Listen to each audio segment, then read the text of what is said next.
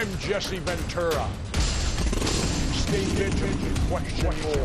Welcome to my world. Come along for the ride. The world according to Jesse. Today we discuss secret government space programs. Sit tight. The show starts now.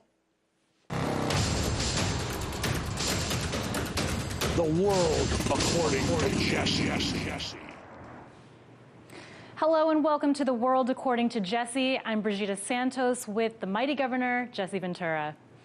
Now, during the Cold War, outer space became an important theater for the United States and Soviet Union to exercise technological and scientific prowess. The space race began in 1957 when the USSR successfully launched the first artificial satellite into orbit. Shortly after, the USSR also sent the first humans into orbit. But by 1969, the United States reached a milestone of its own, putting the very first man on the moon. When the Soviet Union fell, Russia and America started cooperating in space. Governor, other than space, where else could the United States and Russia cooperate?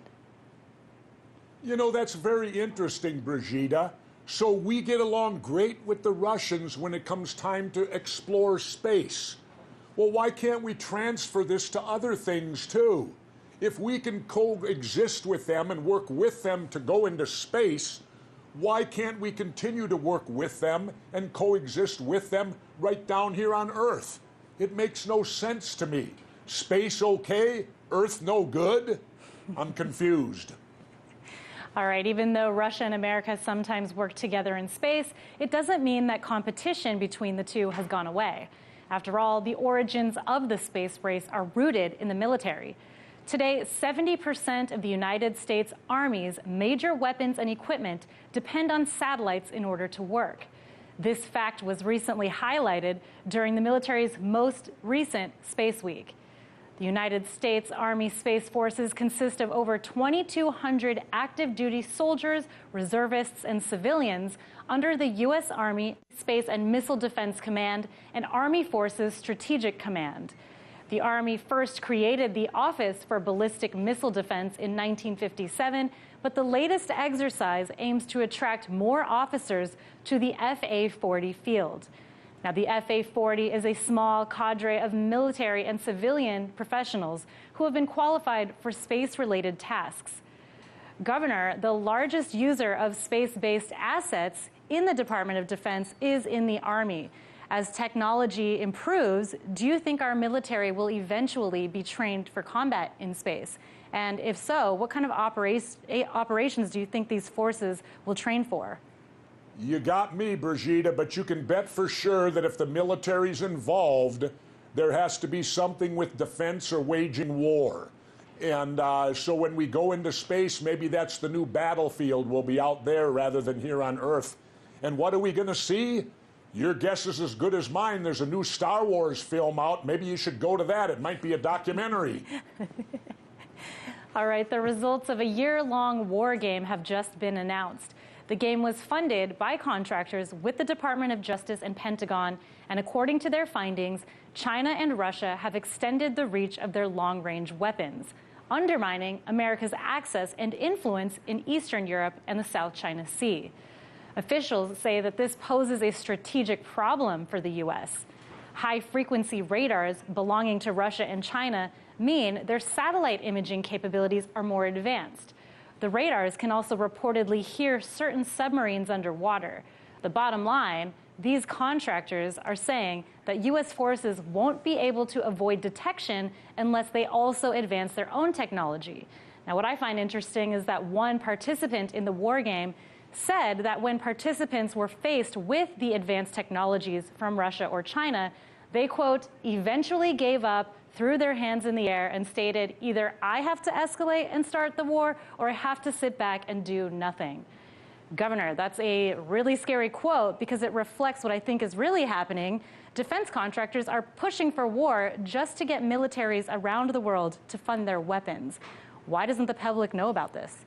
Because you got mainstream media, paid for by the very corporations that create the weapons. You know, why would they worry about that when they got all these other big, massive issues to deal with? You know, like whether like whether gay people can be put on a cake, you know, on a wedding cake. Now, those are big issues that we all have to deal with on a daily basis, and they're important to all of us, right?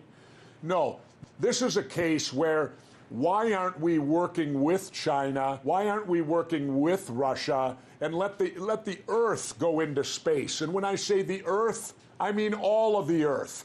China, Russia, the United States, and whomever else is involved. We could accomplish a lot more working together than we can trying to destroy each other and get into a space race weapons thing up in space. We're going to have weapons going up there, what, so they can shoot back to Earth? You know, what will these weapons actually do? It's a scary thought. President Trump has announced his plans to send American astronauts back to the moon. He has signed the Space Policy Directive 1, which establishes the creation of a new mission to go back to the moon and also a separate mission to Mars. This comes in response to China's announcement that it will send an astronaut to the moon as well.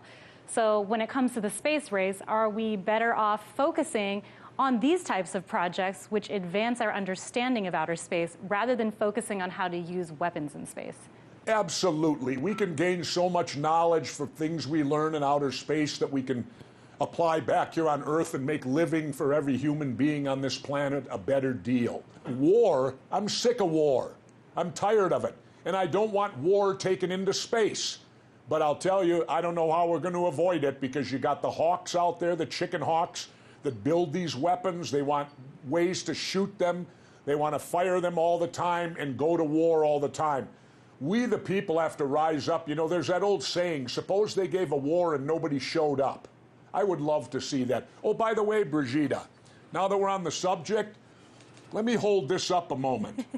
What this is right here, this is an honorable discharge from the United States Navy. It's my honorable discharge from the United States Navy. Something Donald Trump, all of his money in the world, can't buy him.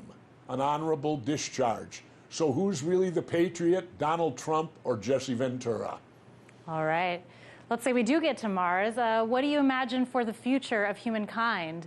Would you go to Mars if you were given the opportunity? Well, unfortunately, Brigitte, I'm 66 years old now, and I get the suspicious feeling that by the time we get to Mars, I'm not sure. Would I be like a Supreme Court justice where they could appoint me to go there for life? You know, I wouldn't have to pass a physical or be of a certain age to do the trip. Would I go if given the opportunity? I think I would. All right. It's time to cut to a quick break. When we return, Jesse sits down with Dr. Steven Greer to discuss secret government UFO programs and evidence of extraterrestrial beings. Stay tuned. The world according to Jesse.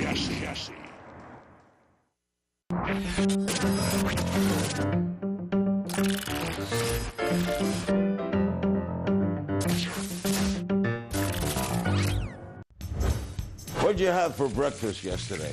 Why would you pick those shoes? How fast is your Wi-Fi? What's your dog's name? Why'd you name him that? Now I've interviewed you too. Question more. Here's what people have been saying about Redacted tonight. Give it to us. Redacted is full-on awesome. The only show I go out of my way to watch every week. It really packs a punch.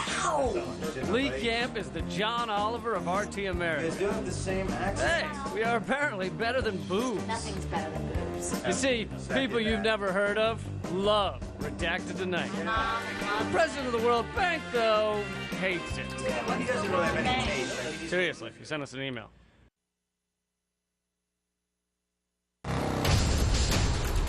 I'm Jesse Ventura. Stay vigilant, question more. Welcome to my world. Come along for the ride. The world according to Jesse. Dr. Steven Greer is a ufologist. He is the founder of the Center for the Study of Extraterrestrial Intelligence and the Disclosure Project. He joins me to discuss the findings of his latest documentary, Unacknowledged. Dr. Greer, has UFO secrecy been ruthlessly enforced by our government? And if so, why? Why would the government need to be so secret about it if it indeed is happening? Well, the secrecy has to do with the technology behind how these UFOs operate. And back when the secrecy first started, let's say in the 40s, in that era, the secrecy was because they didn't know what the heck they were dealing with, and that was understandable. By 1954, this is a very important date, October 1954, which is a year before I was born, and I'm no spring chicken, we had mastered what's called gravity control, electromagnetic gravitic systems, or so-called anti-gravity is how pop culture would say, would describe it.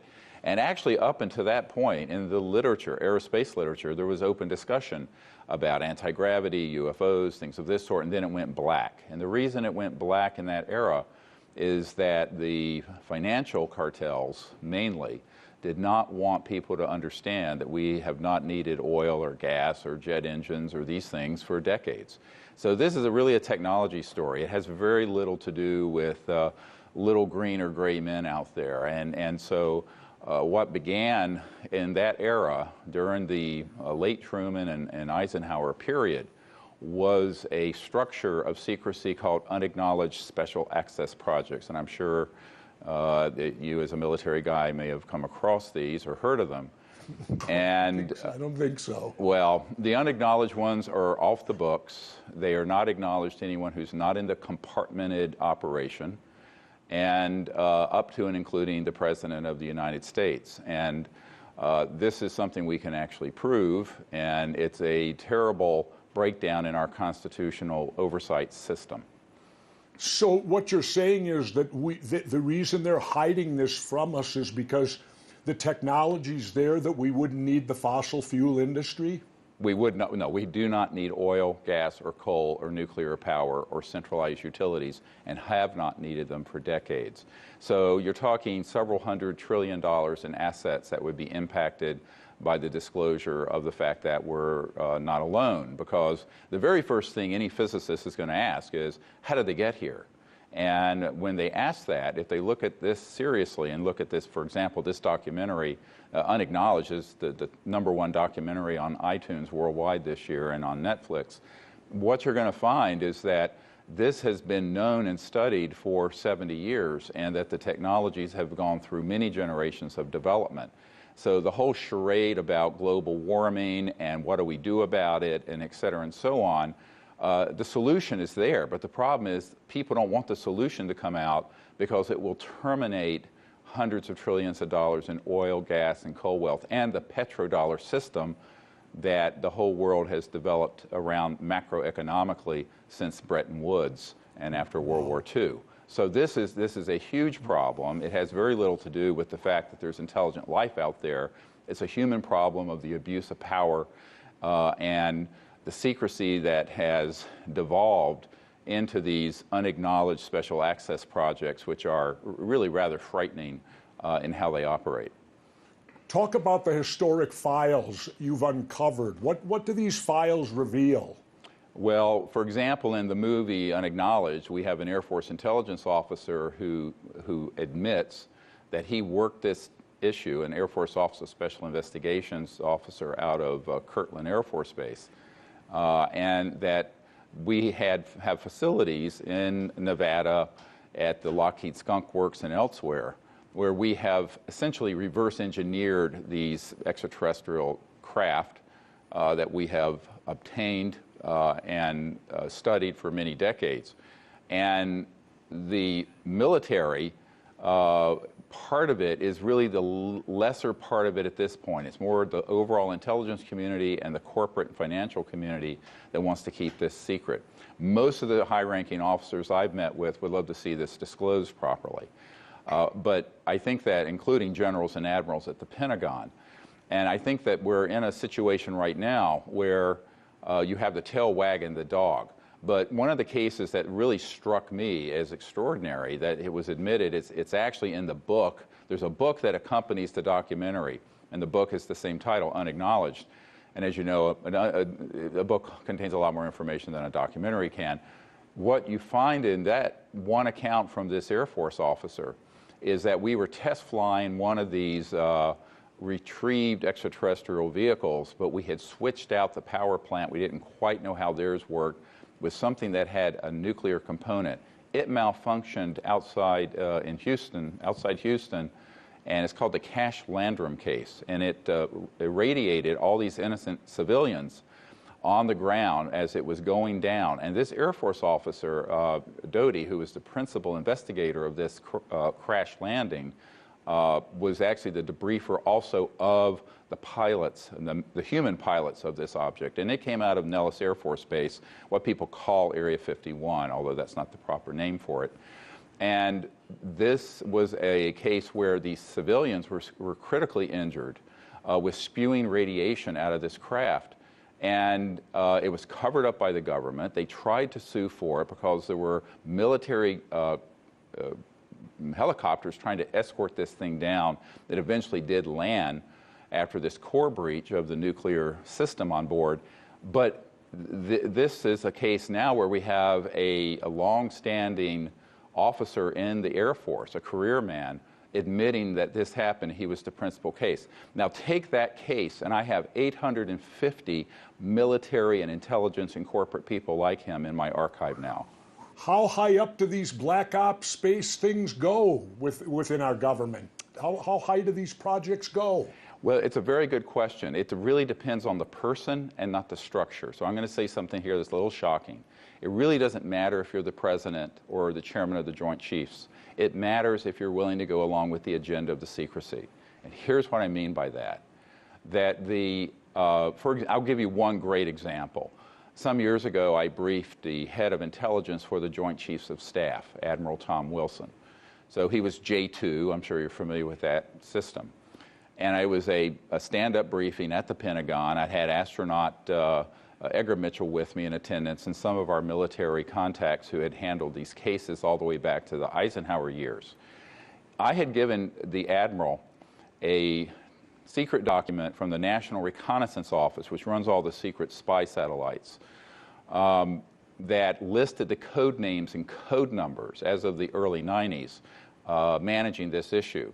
He actually recognized one of them and contacted one of those compartmented operations. When he got hold of them, he was told, "Sir, you do not have a need to know." And he says, "God damn it, how can I not have a need to know? I'm the head of intelligence for the Joint Chiefs of Staff." And they said, "Sir, we will not discuss this with you further," and hung up on him. So it's a very big problem. So have there been people in J2 who have been read into this or briefed on it? Yes. But this particular man, they did not want to know because they didn't think he would go along with the agenda. And the same thing was true of General Patrick Hughes, three-star general that I briefed who was head of the Defense Intelligence Agency. Now, I sat with him in his offices. He had made specific inquiries of actionable intelligence we had given him. He was denied any information. In fact, he was just ridiculed. And he told me that people on his staff wouldn't tell him, and he asked me why. I said, well, what would you do if you found out there was an illegal criminal operation going on within our government, much bigger than 1,000 times bigger than Watergate, and that was keeping from the public the things that would make our world an incredibly, beautiful place without pollution and poverty within a generation? He says, well, I wouldn't stand for that. He said, I would uphold the Constitution. I said, yes, you would. And that's why they're not going to tell you a damn thing. So it has very little to do, Governor, with your rank. It has more to do with whether, I call it, they do a soul biopsy. I'm a doctor, I'm a trauma doctor by training. And so I say they actually do a deep analysis of your psychology. Are you going to go along with this or not? If the answer is a chance of not, I don't care if you're the director of the CIA. I sat with R. James Woolsey, Clinton's CIA director, for almost 3 hours, and he and President Clinton made specific inquiries into this issue and were denied access. And now, he later tried to cover up that meeting. Because I always say, in Washington, how do you know the lawyers are lying? Their lips are moving. But I'm sorry to say that. But I don't feel so bad today when I did conspiracy theory when I'd get turned down. Geez, Yeah. I'm in pretty good company, aren't I, for people that can't get questions answered by the government? Exactly, exactly. And you're now talking about the director of the CIA, the head of the Defense Intelligence Agency, and the head of Intelligence Joint Chiefs of Staff, all of whom I have privately briefed, not to mention members of the Senate Intelligence Committee, et cetera, and so on. So what you find with this is that it really has very little to do with your rank. It's whether you're willing to go along with the secrecy. Now, are there senators who know? Yes, Senator John Warner of Virginia was a member of the committee handling this. Would he admit the existence of these programs to fellow senators? No, he would not even in his own party. Now, I know this for a fact because I am friends with his son. So I think that this is a very complex story. We try to sort of touch on it a little bit in the documentary and more in the book, which you can get at Amazon or Barnes & Noble, what have you. But it's a story really not so much about life in outer space, which most people assume there's intelligent life out there.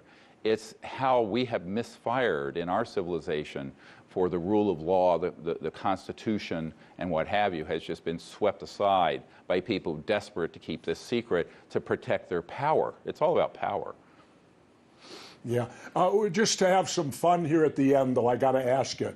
So extraterrestrials have made contact with us?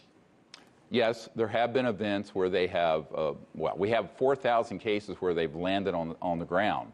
And for example, the case in Bentwaters, the Air Force Base in England, there was a craft that landed that was basically a pyramid-shaped object, and there was contact between the U.S. military officers there in England at RAF Bentwaters and the extraterrestrials on board. So that has happened. It's well documented. We have their case histories. We have tape recordings of the officers who were there talking about what happened. We have their videotapes and their testimony. In fact, we have so much evidence that it's sort of outrageous that this is not the first thing that you see on CNN and the Washington Post and New York Times, but there are two. One of the things, if you look at the movie Unacknowledged, you'll see that the media is a big part of the problem. The media has very systematically covered this up at the request of the IC, the intelligence community. I don't get it. Couldn't they still cover up the fact that the fossil fuel industry would still exist and still let us know that there is people beyond our Earth, that there's an intelligent source and that we know about it? We're not capable of understanding that. I mean, these people ain't no better than me. Well, and I've been on yes. both sides of the fence. I've been a governor and a mayor, and I've been a regular citizen and military. Right. I can handle it. Yeah, why don't they give me the benefit of the doubt? Well, because they're afraid of two things. One, the scandal of how this has been kept secret would just shock people, frankly. We don't have time to go into all the murder and mayhem that has occurred. I can tell you that there are 3 people on my team in the early days who were assassinated trying to get this information out through me. I will also tell you that the fact that the ETs, these civilizations are watching to see if we want to grow up or not. They're not going to land at the Super Bowl. They sort of had the whole prime directive thing. They're waiting to see if we get half a clue before something massive happens. However, if you were to acknowledge that they're here in near-Earth orbit even, let's say that they would say, oh, well, we detected an interstellar vehicle in our solar system. Well, people are going to ask, how did it get here? And that's the end of oil, because I can assure you that as soon as the mainstream media and science community ask that questions, they are going to, if they start digging into this, they're going to find out how those things operate, because this is virtually an open secret. It just is unacknowledged. I got to tell you, Doctor, one of my favorite films of all time is the original The Day the Earth Stood Still with Gov't. Yeah, I agree. It's awesome. And I mean, I watched that film, and what you talked to me today about tells me that that wasn't so far-fetched after all, was it? Exactly. And in fact, the way that we responded to their presence, I have been told that there are people in our State Department who assisted in the making of that film as a counterpoint to the dysfunction that was going on inside the military-industrial complex. And this is why Eisenhower said, beware the military-industrial complex. And Eisenhower was a 5-star general. So I think that film actually was made in response to that. Well, Dr. Greer, thank you. I'd love to have you back on. I could listen to you all day tell a story. So Great. Thank you, and thank you for coming on RT. Thank you. We're having difficulty getting guests now, and I appreciate it that you come on. Oh, I'll speak to anyone who has an open mind to listen. Thank you for your work. Appreciate it. The world according to Jesse. All right, it's time to turn to our fans. We asked people on Twitter, do you think the Pentagon is funding top secret projects? If so, what does this black budget pay for? Mark says it would be naive to think there wasn't funding available for operations that have to exist off the books. What that entails, I wouldn't want to venture a guess at publicly. Governor, any thoughts on your end? Well, absolutely. You know, you got this agency, I think it's called DARPA. I ran into them doing conspiracy theory, and that's the high-level, secretive end of the Pentagon. They get money, and they don't even have to say what they use it for, which I think is outrageous. Because I've always believed, as a taxpayer in this country, I have every right to know where every dime is that they take of my money and what it's being used for. DARPA is the agency that does all this sneaky, behind-the-scenes type stuff. All right, Josh says he has a few ideas. Mixing DNA of different species, subject to all forms of testing, testing high-tech microchip implants on apes to maximize intelligence, and even testing modes of rapid, undetectable deployment using small glider jets, Governor.